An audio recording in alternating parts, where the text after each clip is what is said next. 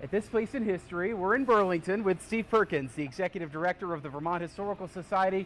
Steve, you have taken us out to the ball game once again this week. I have, Mike, and I'm taking you back to my youth here in Burlington at Centennial Field. I even brought a prop with me. I took it off the wall from home.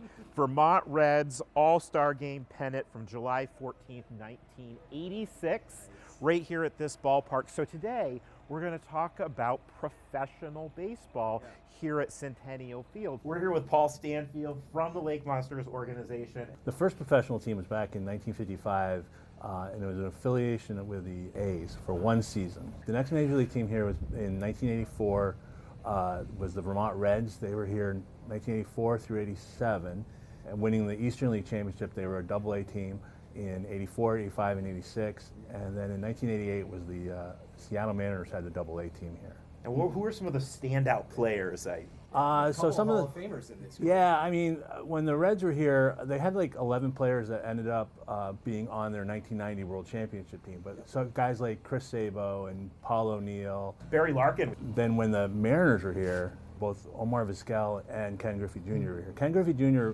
only played about 2 weeks, but he was here for 2 months. He was rehabbing for a lot of it. And there's Ken Griffey Jr.'s baseball card from his time with the Vermont Mariners. Now, you had a fun story about Ken Griffey Jr. The teams used to like park their cars behind the clubhouse, and there was a foul ball that went back there one night, and all of a sudden, like, one of the bat boys comes running in and says to Ken Griffey Jr., "Ken, that foul ball went through the back window of your Trans Am," and he went running out there. So after 1988, that team left and went to Ohio. There wasn't a team here until 1994 when Ray Pecor bought a team in the New York Penn League, which was a short season affiliate. So those seasons only went from June through basically Labor Day.